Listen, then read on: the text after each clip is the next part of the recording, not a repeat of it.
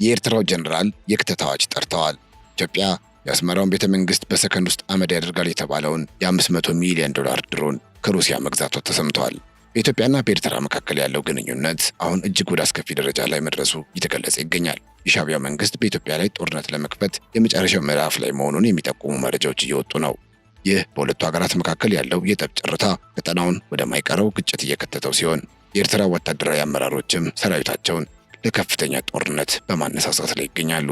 ይህንን የጦርነት ትንኮሳ ይበልጥ ያባባሰውና የሻዕቢያን መንግስት እረፍት የነሳው ጉዳይ የኢትዮጵያ አየር ኃይል በቅርቡ ያሳየው እጅግ ዘመናዊና አስፈሪ ወታደራዊ ትርኢት ነው።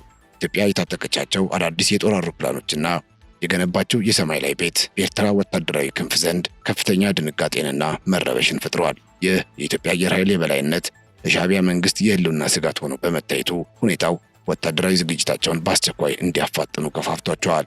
በዚህ ውጥረት መባባስ ምክንያት የኤርትራ አየር ኃይል አዛዥ ብርጋዴር ጀነራል ተክላይ ሀብተስሉስ የአየር ኃይሉን ስታፎች ሰብስበው ባደረጉት ንግግር ኢትዮጵያ ልትወረን ስለሆነ ሁሉም በከፍተኛ ንቃት ይዘጋጅ የሚል ቀጥተኛ የወታደራዊ ክተት ትዕዛዝ አስተላልፈዋል። ጀነራሉ ሰራዊታቸው ከወትሮ በተለየ ሁኔታ ለጦርነት ዝግጁ እንዲሆን የሰጡት የመመሪያ የሻዕቢያ መንግስት ለቀጣዩ ወታደራዊ ግጭት የቆረጠ መሆኑንና ቀጠናውን የጦርነት አውድማ ለማድረግ እየተዘጋጀ መሆኑን ያሳያል። በዚህ በሻዕቢያው ትዕዛዝ ውስጥ ግን ሌላው ትኩረት የሚስበው ጉዳይ የኤርትራውያን ህዝባዊ አቋም ነው። ኤርትራዊው ጋዜጠኛ ሰናይ ዮሐንስ በሰጠው አስተያየት የኢትዮጵያ መንግስት የሻዕቢያን አገዛዝ በትዕግስት ሲመለከት መቆየቱን ጠቅሶ አሁን ላይ ግን የኢሳያስ መንግስት በኢትዮጵያ ላይ ለሚሰነዝረው ትንኮሳ የሚወሰድ ማንኛውንም እርምጃ በኤርትራውያን ዘንድ ድጋፍ እንደሚኖረው ገልጸዋል። እንደ ጋዜጠኛው ገለጻ የኢሳያስ አገዛዝ መወገድ ከኤርትራ ሉዓላዊነት ጋር ምንም አይነት ግንኙነት የሌለውና እንዲያውም ለህዝቡ ነጻነትና ለአካባቢው ሰላም ወሳኝ እርምጃ ተደርጎ ይወሰዳል ብለዋል። ይህ የሚያሳየው የሻዕቢያ መንግስት ከኢትዮጵያ ጋር ብቻ ሳይሆን ከገዛ ህዝቡም ጋር በከፍተኛ ሁኔታ እየተጋጨ መሆኑንና ለስልጣን ጥማቱ ሲል ህዝቡን ወደማይፈልገው ጦርነት እየማገደው እንደሚገኝ ነው።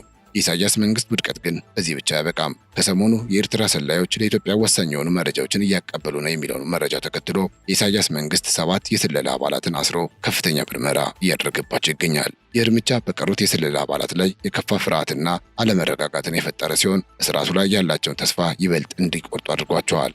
አገዛዙ በራሱ ሰዎች ላይ የከፈተው አደንና ጥርጣሬ ብዙዎቹ የስለላ አባላት ለደህንነታቸው ሲሉ ይበልጡኑ ወደ ኢትዮጵያ እንዲጠጉና ጥገኝነትን እንዲሹ የሚያስገድድ ሁኔታን እየፈጠረ ይገኛል ተብሏል። የተከበራችሁ የገበያ ሚዲያ ቤተሰቦቻችን በዛሬው ዝግጅታችን በአፍሪካ ቀንድ እጅግ አሳሳቢ እየሆነ የመጣውን የኢትዮጵያና የኤርትራ ወቅታዊ ውጥረት በጥልቀት እንቃኛለን። የአስመራው መንግስት ከኢትዮጵያ አየር ኃይል ጋር እያደገ ከመጣው የበላይነት ጋር ተያይዞ የገባበትን ከፍተኛ መረበሽ እንዲሁም የኤርትራ አየር ኃይል አዛዥ ብርጋዴር ጀነራል ተክላይ ሀብተስሉስ የክተት አዋጅ በማወጅ ሰራዊታቸውን ለጦርነት እንዲዘጋጅ ስላስተላለፉት ትዕዛዝ ዝርዝር መረጃዎችን ይዘን ቀርበናል። ከዚህ በተጨማሪም ኢትዮጵያ የቀጠናውን ወታደራዊ ሚዛን በእጅጉ የቀየረውንና የሩሲያ ኩራት የሆነውን ኦሪዮን ኢ የተሰኘ እጅግ ዘመናዊ ተዋጊ ድሮን የታጠቀች የመጀመሪያዋ ሀገር መሆኗን ተከትሎ የቴክኖሎጂ በአስመራው ቤተ መንግስት ላይ የፈጠረውን ድንጋጤ በዝርዝር የምናጋራቸው ይሆናል። በተለይም የድሮን ለ24 ሰዓት ያለማቋረጥ በአየር ላይ የመቆየት አስገራሚ ብቃትና እስከ 7500 ሜትር ከፍታ ላይ ሆነው ኢላማውን በከፍተኛ ጥራት የመምታት የላቀ ቴክኖሎጂ ብዙዎችን እያስገረመ ይገኛል። ለመሆኑ ይህ ድሮን ምንድን ነው የሚለውን መረጃ በዝርዝር እናስደምጣቸዋለን። እንዲሁም የኢሳያስ መንግስት በገዛ የስለላ መዋቅሩ ላይ የጀመረውን የማሳደድ መረጃ እያወጡ ነው የተባሉ የስለላ አባላት መታሰር ያስከተለውን መረበሽና በኤርትራውያን ዘንድ ያለውን ወቅታዊ ስሜት የምንዳስስበት ዝግጅትም ይኖረናል። የቀጠናውን የወደፊት ዕጣ ፈንታ የሚወስኑ እነዚህን ወሳኝ መረጃዎች በዝርዝር ለመከታተል እስከ ዝግጅታችን ፍጻሜ ድረስ አብራችሁ እንድትቆዩ እንጠይቃለን። ለቻናላችን አዲስ ከሆናችሁ ሰብስክራይብ፣ ቪዲዮ ወደ ሌሎች እንዲዳረስ ደግሞ ላይክ ማድረጋችሁ እንዳትረሱ ስንል በአክብሮት እንጋብዛችኋለን። ከአፍታ ቆይታ በኋላ ተመልሰን እንገናኝ።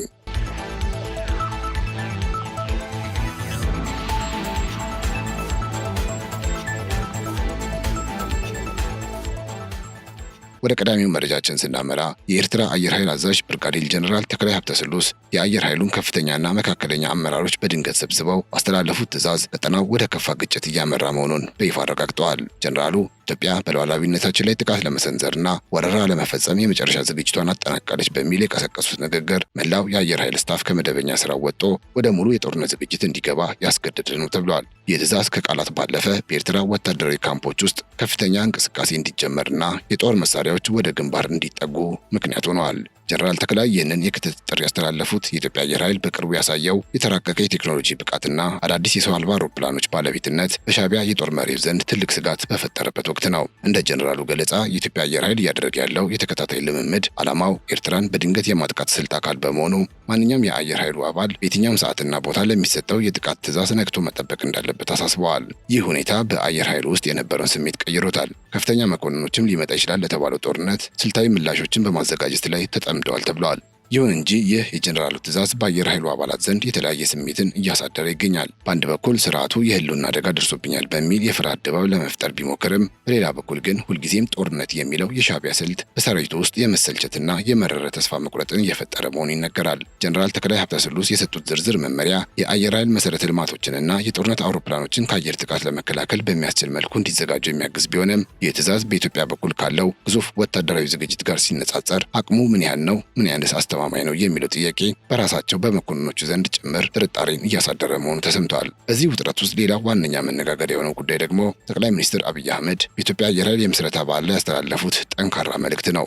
ጠቅላይ ሚኒስትሩ በንግግራቸው የኢትዮጵያን ሰማይ የመጠበቅ ብቃትና አየር ኃይሉ የታጠቀውን ዘመናዊ ቴክኖሎጂ በማጉላት የአሁኑ አቅማችንን ሳታውቁ አሁንም እንደ ሚግ 21 አይነት አሮጌ አውሮፕላኖችን እንደያዘ አየር ኃይል የምታስቡ ከሆነ ቆም ብላችሁ አስቡ በሚል የተገላቢጦሽ ማስጠንቀቂያ ሰጥተዋል። ይህ ንግግር በቀጥታ ስም ባይጠቅስም አሁንም በድሮ ወታደራዊ አስተሳሰብና በአሮጌ ትጥቆች ኢትዮጵያን ለመገዳደር ለሚሞክረው የሻዕቢያ መንግስት የተላከ ግልጽ መልእክት ተደርጎ ተወስደዋል። ጠቅላይ ሚኒስትሩ አየር ኃይሉ ካለፈው የታሪክ አዙሪት ወጥቶ የትውልድ ዝላይ ማድረጉ መግለጻቸው በኤርትራ ወታደራዊ አመራሮች ዘንድ የነበረውን ስጋት ወደ ድንጋጤ ቀየረና ጀነራል ተክላይ ሀብተስሉስንም ለጥንቃቄ እንዲታደፉ ያደረገ ቁልፍ ክስተት ሆኗል ተብሏል። ታዲያ ጠቅላይ ሚኒስትር አብይ አህመድ አቅማችንን ሳታውቁ በአሮጌው ሚግ 21 አትመዝኑን ሲሉ የሰጡት ማስጠንቀቂያ በተጨባጭ መረጃ የተደገፈ መሆኑን የሚያረጋግጥ አዲስ ዜና ደግሞ ዛሬ ወጥቷል። ኢትዮጵያ በ90ኛ ዓመት የአየር ኃይሉ ክብረ በዓል የአቪዬሽን ኤክስፖ ላይ በይፋ ያስተዋወቀችው የሩሲያ ሰራሹ ኦሪዮን ሰው አልባ ተዋጊ አውሮፕላን የሀገሪቱን የመከላከል አቅም ወደ አዲስ የከፍታ ምዕራፍ ያሸጋገረ ነው። ይህ ድሮን እስከ 250 ኪሎ ግራም የሚመዝኑ ገዳይ ሚሳይሎችንና ቦምቦችን ተሸክሞ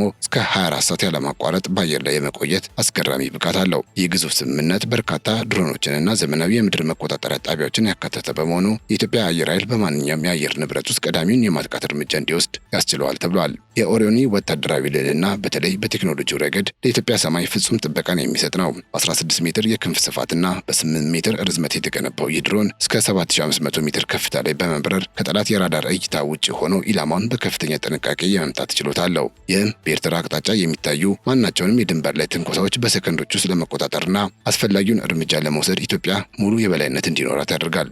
ጀነራል ተክላይ ኢትዮጵያ ልትወረን ነው በሚል የፈጠሩት መረበሽም ይህን የመሰለ ዘመናዊ የሩሲያ የጦር ቴክኖሎጂ በኢትዮጵያ እጅ መግባቱን ተከትሎ የመጣ ተጨባጭ ድንጋጤ መሆኑ ያሳያል። በመጨረሻም ይህ ስልታዊ የስምምነት ውጤት ኢትዮጵያ በምስራቅ አፍሪካ ያላትን ወታደራዊ ተሰሚነት ወደ ላቀ ደረጃ ያሳደገ ነው። በሩሲያ ባለሙያዎች ከፍተኛ ስልጠና የሚሰጣቸው የኢትዮጵያ ፓይለቶችና ቴክኒሽያኖች የቴክኖሎጂውን ባለቤትነት ሙሉ በሙሉ እንዲረከቡ መደረጉ ሀገሪቱ በምዕራባውያን መሳሪያዎች ላይ የነበራትን ጥገኝነት ሰብራ የራሷን ሉዓላዊነት በራሷ አቅም እንድታስጠብቅ አድርጓታል። የሩሲያ የቱርክና የቻይና ዘመናዊ ቴክኖሎጂዎች በኢትዮጵያ መከላከያ ውስጥ መገኘታቸው ማንኛውንም የውጭ ወረራ የመመከት አቅምን ከማረጋገጡም በላይ ሻዕቢያ ለዓመታት ሲጠቀምበት የነበረውን የፕሮፓጋንዳ ፉከራ ዋጋ የሚያሰጠውናል። ታዲያ ጀነራል ተክላይ ሀብተስሉስ ለጦርነት ተዘጋጁ የሚል ትዕዛዝ በማስተላለፍ ሰራዊቱን ለማነቃቃት ቢሞክሩም የኤርትራ አሁናዊ ወታደራዊ አቅም ግን ከኢትዮጵያ ጋር ለሚደረግ የፊት ለፊት ጦርነት የሚመጥን እንዳልሆነ በተለያዩ ተንታኞች ዘንድ ይገለጻል። የኤርትራ አየር ኃይል አሁንም ድረስ በሚግ 21 አሮጌ ሞዴሎች ላይ የተንጠለጠለ በዘመናዊ የራዳርና የኤሌክትሮኒክስ ጦርነት ወይም ኤሌክትሮኒክ ዋርፌር ያልተደገፈ በመሆኑ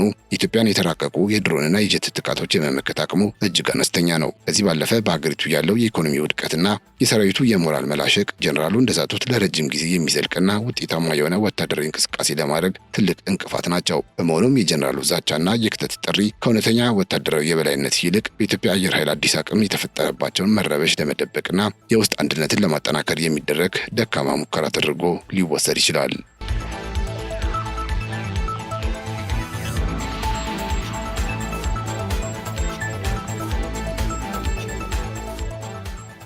ወደ ሌላ መረጃችን ስናመራ የኢትዮጵያ መንግስት ላለፉት ዓመታት ለቀጠናው ሰላም ሲል የሻዕቢያን ተደጋጋሚ ትንኮሳዎች በትዕግስት ሲያልፍ መቆየቱ ይታወቃል። ይሁን እንጂ ይህ ትዕግስት አሁን ላይ ወደ ተጨባጭ እርምጃ ሊቀየር እንደሚችል የሚጠቁሙ ሁኔታዎች እየታዩ ሲሆን ይህም በብዙ ኤርትራውያን ዘንድ እንደ ስጋት ሳይሆን እንደ ተስፋ እየታየ ይገኛል። ኤርትራዊው ጋዜጠኛ ሰናይ ዮሐንስ እንደሚለው የኢትዮጵያ መንግስት አገዛዙን የታገሰበት ጊዜ አብቅቶ አሁን የሚወስደው ማንኛውንም ወታደራዊም ሆነ ፖለቲካዊ እርምጃ ከኤርትራ ህዝብ ድጋፍ ያገኛል ብሏል። እንደ ጋዜጠኛው ትንተና የኤርትራ ህዝብ በኢሳያስ አፈወርቂ አገዛዝ ለዘመናት ካሳለፈው ስቃይና መገለል አንጻር የስርዓቱ መወገድ የሀገሪቱን ሉዓላዊነት የሚነካ ሳይሆን የህዝቡን ነጻነት የሚያረጋግጥና ከኢትዮጵያ ጋር አብሮ ለመኖር አዲስ በር የሚከፍት ነው። በአሁኑ ወቅት በኤርትራ ህዝብ ዘንድ ያለው ስሜት ከአገዛዙ ፕሮፓጋንዳ ጋር ፍጹም የሚጋጭ ነው። ህዝቡ በኢሳያስ መንግስት ላይ ተስፋ በመቁረጡ ምክንያት የሀገሪቱ ወጣቶችና ወታደራዊ አመራሮች ሳይቀሩ ይህ ስርዓት ለማንና ለምን ይዋጋል የሚል ጥያቄ እያነሱ ይገኛሉ። ጀነራል ተክላይ ሀብተስሉስ ለጦርነት እንዲዘጋጁ የሚሰጡት ትዕዛዝ በህዝቡ ዘንድ ተቀባይነት ከማጣቱም በላይ ብዙዎች የኢትዮጵያ መንግስት በሻዕቢያ ላይ የሚወስደው እርምጃ ህዝቡን ከከፍተኛ ጭቆና ነጻ የሚያወጣ እንደሆነ ያምናሉ።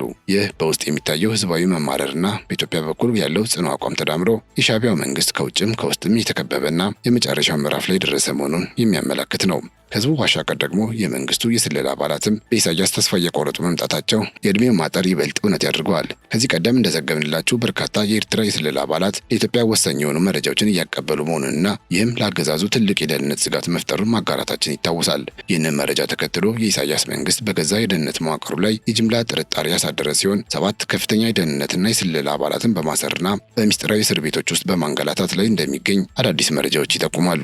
አገዛዙ እነዚህን አባላት መረጃ ለጠላት አሳልፎ በመስጠት ወንጀል ቢከሳቸውም ዋናው ዓላማው ግን በሌሎች የስለላ አባላት ዘንድ ፍርሃትን በመዝራት በውስጡ እየታየ ያለውን መፍረክረክ ለመግታት ነው። ይሁን እንጂ ይህ አይነቱ አፈና ተቃራኒ ውጤት እያመጣ ሲሆን በውስጥ ያሉ የስለላ መኮንኖች አገዛዙን ይበልጥ እንዲጠራጠሩና ለራሳቸው ህልውና ሲሉ አማራጮችን እንዲፈልጉ እያደረጋቸው ይገኛል። ይህ በደህንነት አውታር ውስጥ የተጀመረው አደን በሌሎች የስለላ አባላት ላይ ከፍተኛ ስነ-ልቦናዊ ጫናና መረበሽ ከመፍጠሩም በላይ በኢሳያስ መንግስት ላይ ያላቸው ተስፋ ሙሉ በሙሉ እንዲሟጠጥ አድርጎታል። አባላቱ ዛሬ በባልደረቦቻችን ላይ ደረሰው ነገ በእኛ ላይ ይደርሳል በሚል ስጋት ውስጥ በመውደቃቸው አገዛዙን ከማገልገል ይልቅ ከኢትዮጵያ ጋር ግንኙነት መፍጠርንና ጥገኝነትን እንደ ብቸኛ የደህንነት ዋስትና ማየት ጀምረዋል። በስርዓቱ መዋቅር ውስጥ የተፈጠረው ይህ አለመተማመን የኢሳያስን መንግስት የጀርባ አጥንት እያዳከመው ሲሆን አባላቱ ወደ ኢትዮጵያ እንዲያስጠጋቸውና ከሚመጣው አደጋ እንዲታደጋቸው የሚሹበት አዲስ አዝማሚያ እንዲፈጠር ምክንያት ሆኗል። ይህም የሻዕቢያ መንግስት ከውጭ በወታደራዊ ኃይል ብቻ ሳይሆን ከውስጥም በመረጃና በደህንነት መዋቅሩ መፍረስ ሳቢያ ለከፍተኛ ውድቀት እየተቃረበ መሆኑን የሚያሳይ አብነታዊ ክስተት ነው። በጥቅሉ ሲታይ የሻዕቢያ መንግስት አሁን እየተከተለ ያለው የጦርነት ትንኮሳና የክተት አዋጅ የጥንካሬ ሳይሆን የህልውናው ማብቂያ መቃረቡን የሚያሳዩ ግልጽ ምልክቶች ናቸው። ከውጭ በኩል የኢትዮጵያ አየር ኃይል እያሳየ ያለው ዘመናዊ ወታደራዊ ልዕልና፣ ከውስጥ ደግሞ የኤርትራ ህዝብና የመከላከያ ስታፉ በአገዛዙ ላይ ያላቸው እምነት መሟጠጥ ኢሳያስ አፈወርቂን አጣብቂኝ ውስጥ ከቷል። የጀነራል ተክላይ ሀብተስሉስ የፍርሃት ትዕዛዝም ሆነ በስለላ አባላት ላይ የሚወሰደው የግፍ እርምጃ ሊመጣ ያለውን ውድቀት ከመቀየር ይልቅ የስርዓቱን መፍረክረክ የሚያፋጥኑ ኩነቶች ሆነዋል። ከዚህ አንጻር ለበርካታ አስርተ ዓመታት ቀጠናውን ሲያምስ የቆየው የኢሳያስ አገዛዝ እድሜ ከተጠበቀው በላይ ያጠረ መጥቶ የመጨረሻው ምዕራፍ ላይ መድረሱ አይቀሬ ሆኗል። በሀገር ውስጥ ያለው ህዝባዊ መማረርና በደህንነት መዋቅር ውስጥ የተፈጠረው ከፍተኛ መሰነጣጠቅ አገዛዙ ለረጅም ጊዜ የገነባው የጭቆና ግንብ ዳግም ሊታደስ በማይችልበት ሁኔታ መናጋቱን ያሳያል። በመሆኑም በአፍሪካ ቀንድ አዲስ የሰላም ምዕራፍ እንዲበራና የኤርትራ ህዝብ ከዚህ አረመናዊ ቀንበር ነጻ የሚወጣበት ጊዜ እጅግ የቀረበ ይመስላል። ይህም ለቀጠናው ቋሚ መረጋጋትና ትብብር አዲስ ተስፋ የሚፈነጥቅ ነው።